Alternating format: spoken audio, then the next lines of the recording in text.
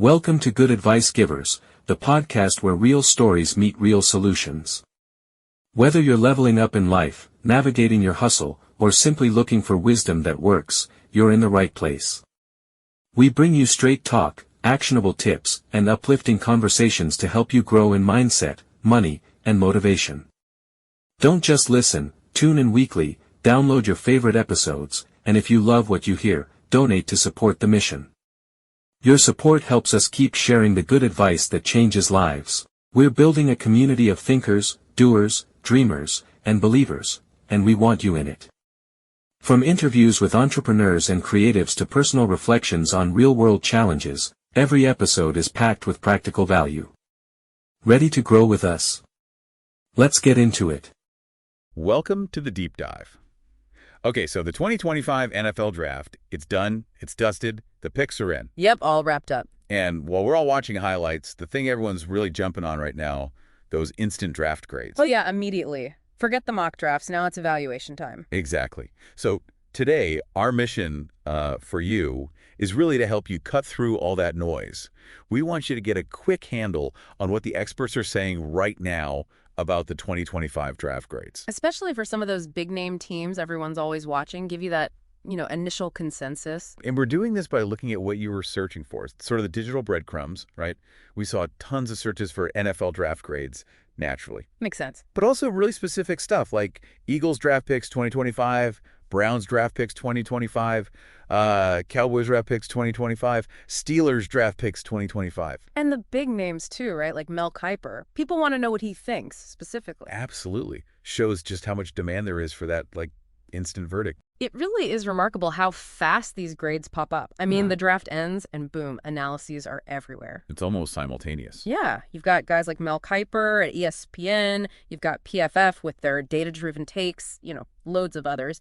They're churning out reports basically in real time. It's like a rapid response operation for football analysis. Yeah. But, okay, when we talk grades, is it just like A, B, C, D, F, or is there more to it? That's a really good point. Many use the letter grades, A+ to F. It's an easy snapshot. Right. But the real meat is in the why, the analysis behind it. It's about, the talent they pick, sure, but also how does that player fit the team's needs, their scheme, and importantly, did they get good value where they pick them? So, yeah, the letter's quick, but the analysis tells the story. Gotcha. Okay, let's dig into some of those teams you were searching for. AFC North first. Always a tough division. We saw a lot on the Pittsburgh Steelers. Steelers draft picks 2025. What's the likely story there? Well, with the Steelers, there's always that consistent interest, right? People watch them closely. It probably comes down to a few things. Did they finally sort out the O-line? What about defense? And the QB question is always lurking, isn't it? Exactly, that succession plan, or lack thereof. So you'd expect the expert grades, the Steelers draft grades, to really focus on whether the picks actually addressed those specific kind of perennial needs.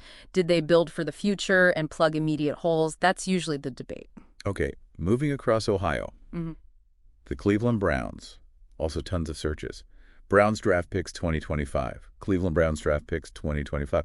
What were people watching for there, you think? Yeah, the Browns searches suggest, I think, a real curiosity about how they're building on that roster they've assembled. A lot of people feel they're close, On the verge. They've spent big in some areas, like the D-line, so maybe the draft was about finding, offensive weapons, secondary depth. Complementary pieces.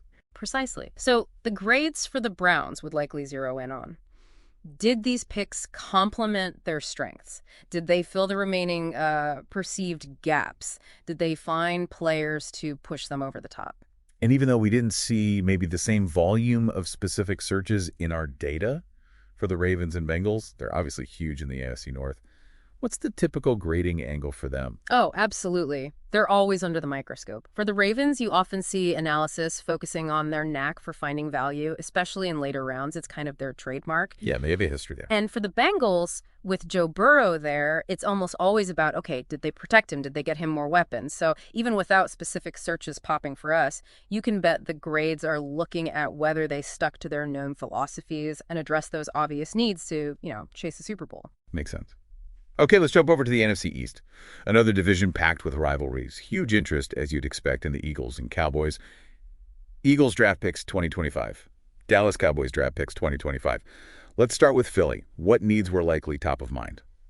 Well, the Eagles' interest, that makes sense. Recent contenders trying to stay at that level. Okay. Needs often circle around the trenches, right? D-line is huge for them historically. Always is. Howie Roseman loves his linemen. Exactly. And then secondary help, maybe some O-line depth too. Keep Jalen Hurts upright. So those initial Eagles draft grades 2025 are probably going to heavily weigh whether the picks address those spots as they get guys who can step in relatively quickly. And then the Cowboys. Always a circus, always headlines. Cowboys draft picks 2025, Dallas Cowboys draft picks. High volume there too. What are experts usually looking for when grading Dallas? Yeah, with Dallas, everything's magnified. The national spotlight, the pressure, it's intense. Tell me about it. Expert grades for them often wrestle with their draft philosophy. Do they go best player available, even if it's not a screaming need? Or do they target specific spots? Did they find potential game changers early? Right. The draft grades for Dallas are always debated like, will these picks finally be the ones to get them over that playoff hump?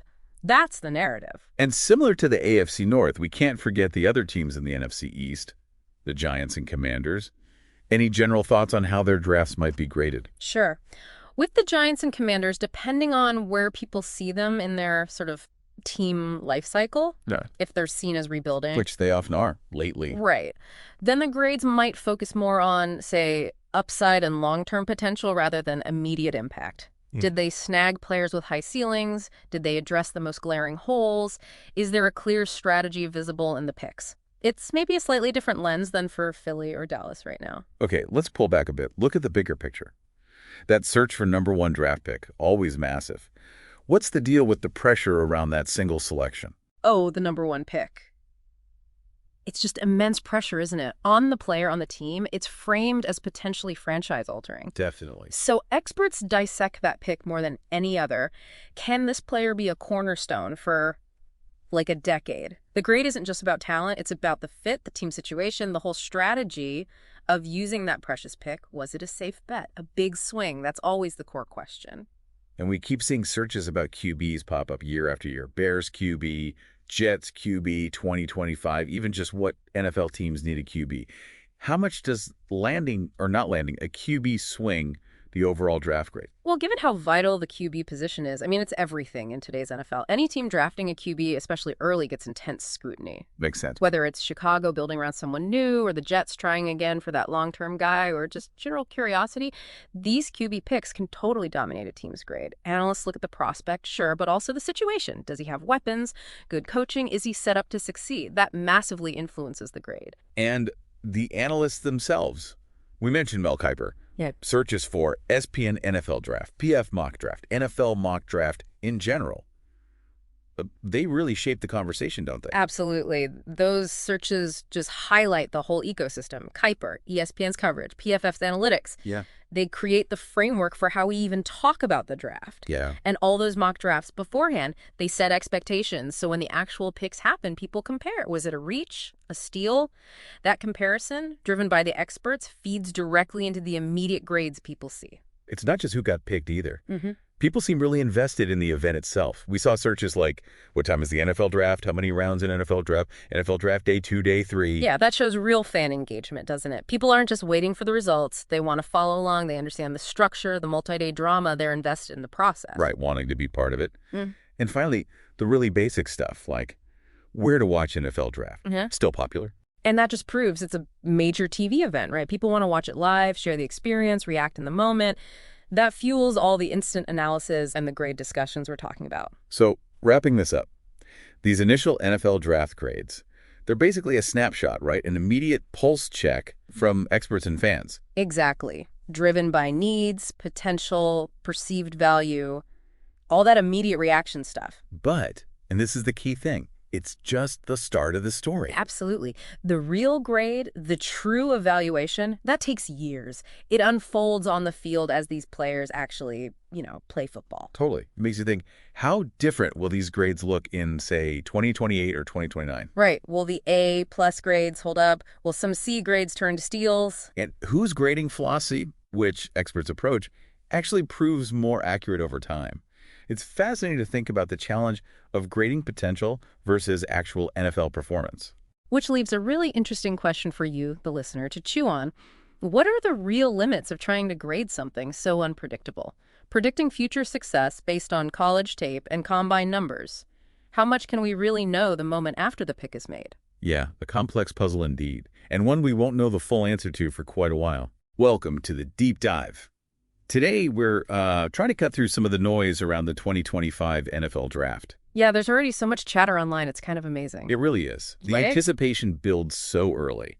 So what we're doing here is taking a look at what people are actually searching for, trying to, surface the main questions and interests. Exactly. We've got this great collection of recent search queries all about the 2025 draft. It's like a direct line into what fans and maybe even some analysts are trying to figure out right now. Okay, so the mission is basically to see what everyone's focused on regarding this huge event, even this far out. Precisely. What information are people actively seeking? Let's break it down. All right, so what's jumping out first?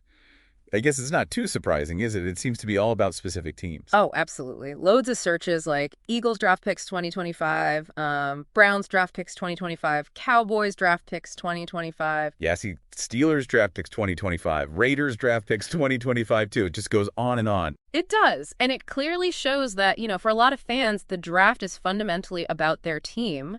How's my team getting better? Right. How are they building for the future? That makes total sense. It's the main way teams bring in new talent. Yep. It shows that personal investment fans have, wanting to track how their own franchise is planning to improve. Okay. Beyond just the teams, what else are people zeroing in on? Timing seems huge. Definitely. We see what time is the NFL draft start time, when does the NFL draft start? And even drilling down into specifics like NFL Draft Day 2, NFL Draft Day 3, or when is round 2 of the NFL Draft? Right. People are clearly planning around it. It's become this multi-day event, a spectacle almost. Yeah, they want to catch it live. They don't want to miss the picks for their team or the big trades maybe. Exactly. Knowing when to tune in is critical for them. Which naturally brings us to the draft order. Another big one. Oh, yeah. Just draft order or NFL draft order, 2025 NFL draft order. Lots of variations. Even second-round draft order. So understanding the sequence is key. It really is the backbone, isn't it? It sets the stage for everything, the strategies, the potential trades. You need that roadmap. Okay, so teams, timing, order. What happens once the picks actually start rolling in? Well, then it's all about the instant analysis, right? The grades. Right. NFL draft grades 2025, team draft grades, even specific ones like Steelers draft grade. People want that immediate verdict from the experts. Who won the draft? It's funny how much weight those instant grades carry, even though we know things can look very different years later. Why do you think people need that immediate validation? That's interesting.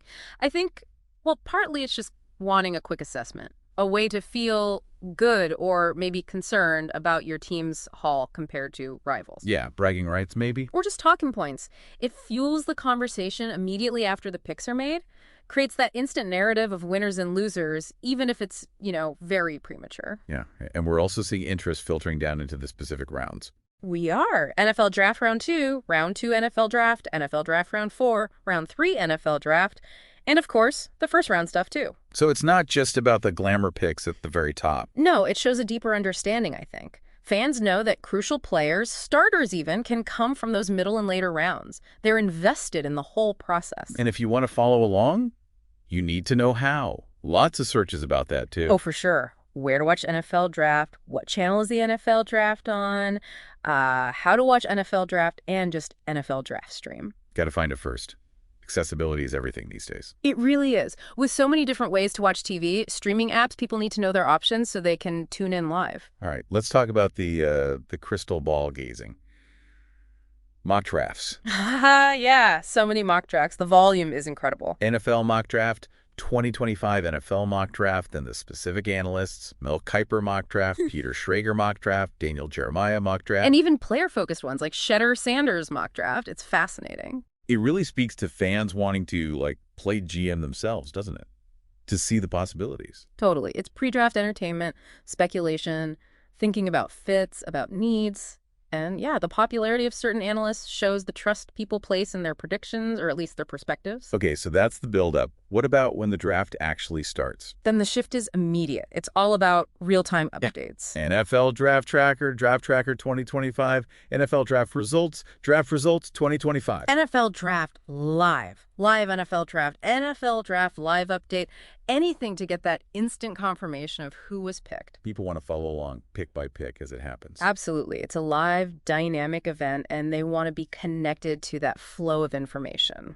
Now, you mentioned Shedder Sanders. We're seeing searches for other individual players too, right? Not just in mocks. Definitely. Direct searches like Travis Hunter Draft, Dylan Gabriel Draft, Cam Ward NFL Draft. And even things looking at potential, like Shedder Sanders draft projection or Jalen Milroe draft projection.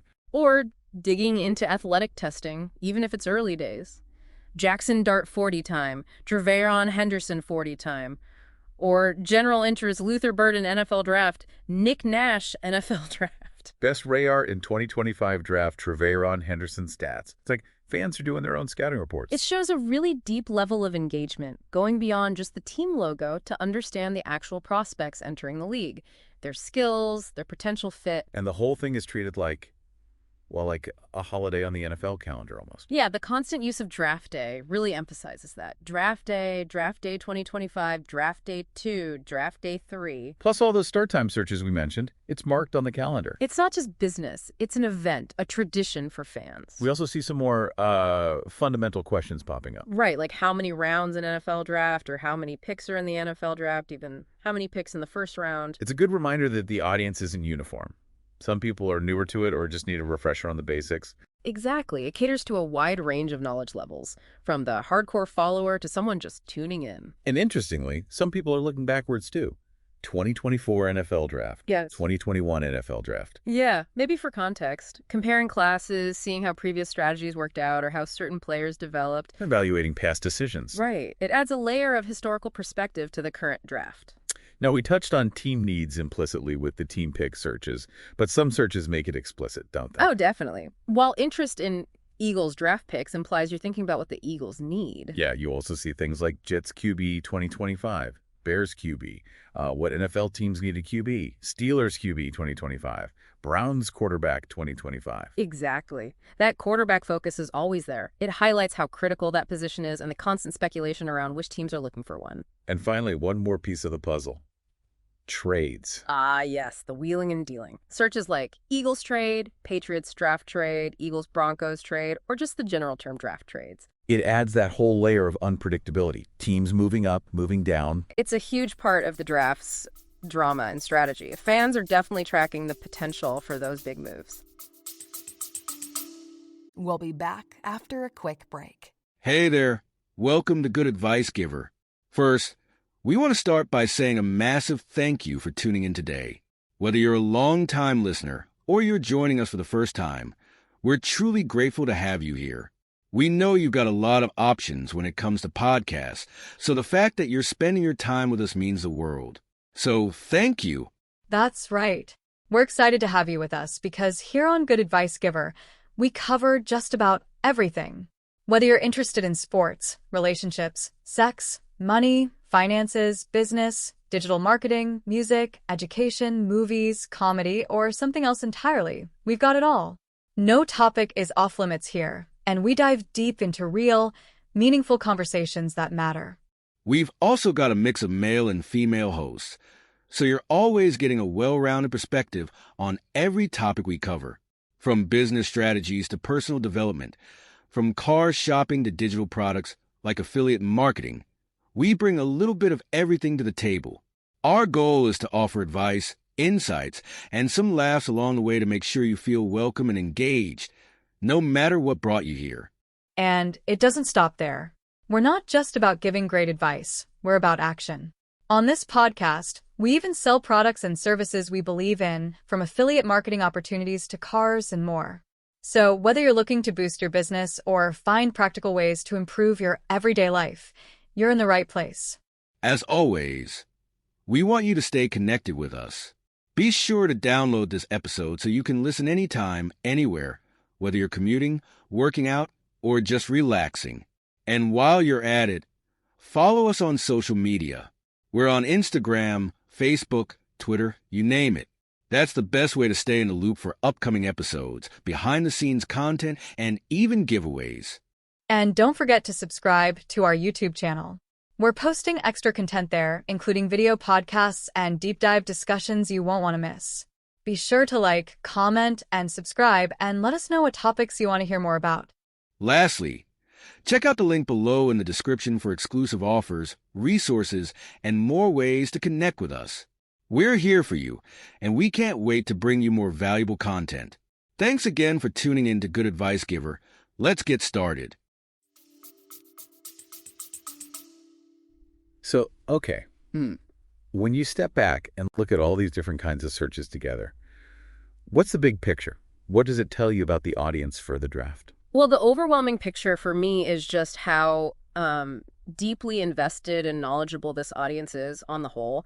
These aren't just casual glances. Right. People are actively seeking information across the entire draft spectrum, from the big picture stuff like timing and order. Down to the really specific details like individual player 40 times or team grades. Exactly. And you see that cycle, the anticipation with mock drafts, then the real-time tracking, and finally the evaluation with grades. It's a continuous loop.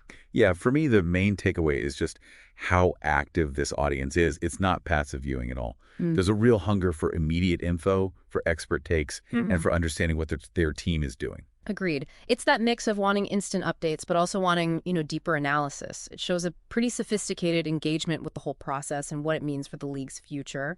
So here's maybe a final thought to leave people with. What is it about the draft, an event that's all about the future, not immediate game action, that generates this much intense interest year after year? What does it really represent for you, the fans, and the league itself, beyond just picking players? Is it purely about hope? Is it the strategy, the chess match? Or maybe something else entirely that keeps us all so hooked? That's a great question, something to chew on. Definitely something to think about until our next deep dive. Okay, the draft dust has finally settled. It has, and the takes are flying. Oh, yeah. You've probably seen, 100 different opinions online already. Now comes the tricky part, right? Figuring out what it all actually means. Exactly. Welcome to the deep dive. This time, we're zoning in on those immediate reactions to the 2025 NFL draft. We're talking about the initial expert evaluations, the draft grades. Right. We're going to try and give you a bit of a shortcut through all that noise. Yeah, cut through the clutter, understand the early buzz, who the smart analysts think did well, and maybe more importantly, where they're already disagreeing. Locking horns a bit. Definitely. Because as soon as that final pick, Mr. Irrelevant, was announced, it was like the floodgates just opened. Instant. Every analyst, every data platform like PFF, team insiders, they all rushed to get their verdict out there. So our job here is to sort of navigate that flood for you. Precisely. Yeah. We've looked at that first wave, people like Mel Kiper, obviously the PFF grades, reporters close to the teams. Getting that inside scoop sometimes. Yeah, and we want to highlight not just the A, B, C grades themselves, but the why behind them. Where do the experts see things differently? What's the reasoning? Right, because you see that whole spectrum, don't you? From the instant gut reactions, the hot takes online. Oh yeah, fans going wild in the comments. So maybe the slightly more considered takes that come out a day or two later. But what are the pros saying right now, and why? Let's dive into maybe the AFC North first. Always a tough division. Good place to start. Always scrutinized. Yeah, opinions are rarely, let's say, mild there. Yeah. Let's kick off with Pittsburgh. Steelers draft picks 2025 was definitely a popular search. What were the first evaluations saying? Well, the Steelers, it's interesting. There's some different viewpoints already. Okay. Generally, people seem to agree they did what the Steelers usually do, focus on strengthening the lines. Offensive line, defensive line. That's their traditional approach. Building in the trenches. Exactly. Now, if they did pick a quarterback, that's where the grades can really diverge. It depends heavily on how that specific analyst views that QB's potential, the fit. Right, like a Kuiper grade might be lower if they didn't take a QB he loved early. Potentially, yeah. Yeah. He often values grabbing those top QB prospects. But then maybe a data place like PFF might love an offensive lineman they picked if their models saw him as great value, a big upgrade. So we're looking for mentions of potential steals. Right. Guys picked later than maybe they should have been. Or reaches players they maybe took a round or two too early in some eyes. That's exactly what we're digging into for the Steelers class. Okay, makes sense. What about their rivals down in Cleveland? Browns draft picks 2025. NFL draft grades 2025 for them, also getting lots of clicks. Yeah, the Browns are a different case study, really. Because of the draft capital situation, they've traded away some high picks. Exactly. Fewer high-round picks means each one is under more scrutiny. So the grades often reflect, how effectively did they use those limited shots? Did they maximize the value? Did they complement what they already have? Fill those remaining holes, maybe at receiver or in the secondary. Did analysts think they got good value there? Were there any surprises? Moves people didn't see coming? That's key too. And how were those received? Because, look, if you have less capital, analysts can be pretty critical if it looks like you didn't nail every pick. Like maybe they played it too safe, didn't take big swings. That's a criticism you sometimes see leveled, yeah. Yeah. Did they really attack their needs aggressively? Okay.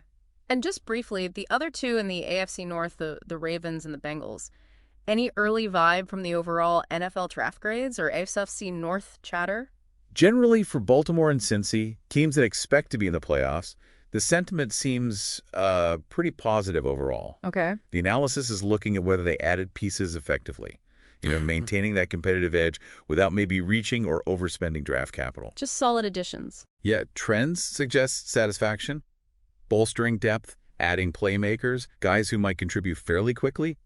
Seems like smart, solid drafting is the consensus for them early on. All right, let's switch conferences. NFC East, another division where, let's just say fans are passionate. And expectations are always sky high. Definitely. Philadelphia Eagles first, Eagles draft picks 2025, and especially Eagles draft grades. Those terms are popping up a lot. What's the story there? Well, with Philly, a lot of the grade focus seems to be on defense. Yeah. That was the big question mark coming in for many. Makes sense. They needed help there. So analysts are looking closely. Did they invest enough in the D-line, the secondary? Those areas felt like big needs, and the grades reflect that focus. Seeing a mix of opinions. Yeah, definitely a spectrum. Some more critical evaluations might say, hey, they missed out on some higher-rated defensive guys who were still on the board when they picked. Okay. But then the more positive grades might highlight value they found later, or maybe a smart trade they made. You want to look for grades that are consistently strong or weak across different analysts. That usually tells you something. Good point. And their big rivals, the Dallas Cowboys. Always a lightning rod. Searches for Cowboys draft picks 2025, Dallas Cowboys draft picks, and just general draft grades for them. It's always huge. Oh, yeah. The Cowboys draft generates clicks, that's for sure. And debate. So what are the early evaluations saying? How did the experts feel Jerry and company did? It seems like a bit of a mixed bag, honestly. Which isn't that unusual for Dallas, right? No. Pretty standard. Some analysts are definitely praising the moves to fix that offensive line. That was a worry last year, seeing those picks as, solid foundational moves. But others are maybe a bit skeptical about defensive picks or questioning the value they got at certain spots. Did they reach? Always the question with Dallas picks sometimes. They can be polarizing. Very. You might see a secondary pick that one analyst loved, sees upside, playmaking, while another just thinks, whoa, that was way too early based on my board. That kind of thing. Okay. And rounding out the NFC East, the New York Giants. Based on NFL draft grades and searches like Giants draft picks 2025, what's the initial buzz there? For the Giants, I'd say the feeling leans towards maybe cautious optimism. Okay. A lot of focus is on, did they address the key needs? They're still building. So the quarterback situation, obviously, receiver help, their O-line picks. Do the grades reflect a coherent strategy? That's what analysts are looking for. Does it look like there's a long-term plan in how they're building this roster? Do the talent levels match the draft slots? That's shaping the early grades. Gotcha. So let's zoom out a bit from the teams. What broader themes or lingering questions are popping up from these first takes? We saw tons of searches for NFL Draft Round 2. People definitely kept watching after night one. Oh, absolutely. Did the overall grades change much after those big first-round splashes? That's a really good point. Because while Round 1 gets the headlines and those instant grades, the evaluation definitely keeps evolving. Right. Teams that nail their picks in NFL Draft Round 2, or even find gems on NFL Draft Day 2 and NFL Draft Day 3, they can see their overall grade shoot up. Makes sense. The whole class. Exactly. And the reverse is true, too. A great first round can be undermined if the later picks look like reaches or don't fill needs. It's about the complete haul. We also saw a lot of interest in the QB draft class 2025. Specific searches, too, like Travis Hunter draft, though he's unique, but also Dylan Gabriel draft, Cam Ward NFL draft. Right. Did the grades for the teams who took those guys reflect how analysts saw that pick's value or potential? Oh, definitely. Quarterback moves the needle like no other position. For sure. So drafting one, especially somewhat early, massively impacts a team's grade. If an analyst thinks a team got a potential franchise guy, big boost. And if they think it was a reach. Or maybe a lower ceiling developmental guy? Then it can drag the grade down, absolutely. For guys like Hunter, with that two-way potential, or QBs like Gabriel or Ward, it really depends on the fit, the scheme, the expected role. And the draft slot, I guess. Yeah. A later round QB might be seen as a smart, low-risk flyer that actually helps the value grade. Interesting. And it's always fascinating to see how the actual draft lines up with the, million NFL mock drafts beforehand. Yeah, mock draft season never ends. When teams go way off script from those mocks, how does that usually play into these initial grades? Does it make analysts harsher? It can, initially. When there are big surprises, teams going completely against the consensus mock. Yeah, it can lead to more critical first reaction grades. Because the analysts had player X rated higher. Exactly. They have their own boards, their own evaluations. If a team passes on their higher rated guy for someone else, the gut reaction might be negative. But you have to remember. You absolutely have to remember that teams have way more information. Their own scouting, medicals, interviews, scheme fit, things the mocks just can't fully capture. Sometimes those wait what picks turn out brilliant later, even if they got panned initially. Good reminder. And just the sheer volume of searches for stuff like NFL Draft Day 2, NFL Draft Day 3, and people using tools like the SBN Draft Tracker or checking NFL.draft and Yahoo Sports. It shows this isn't just a one-night event for fans either. No way. It's a multi-day obsession for a lot of people. The draft is a process, and the story keeps changing pick by pick, day by day. Those trackers let everyone follow along and keep forming opinions way beyond the first round. So as we're wading through all this initial analysis, these draft grades so far, it's important to remember who's doing the grading right. Crucial point. Guys like Mel Kiper, he's an institution. His opinion carries weight, obviously. But different analysts have different methods. totally different approaches sometimes. You take someone like Kiper, more traditional scouting background, might prioritize certain traits or positions. Compared to, say, PFF, which is heavily data-driven. Advanced stats, performance metrics, that's their bread and butter. And then you have the team beat writers. Right. Who are embedded. They understand the team's specific needs, maybe the coaching staff preferences in a way others don't. Their grades might reflect that inside knowledge. So to get the full picture, you really need to look at a few different sources. I think so.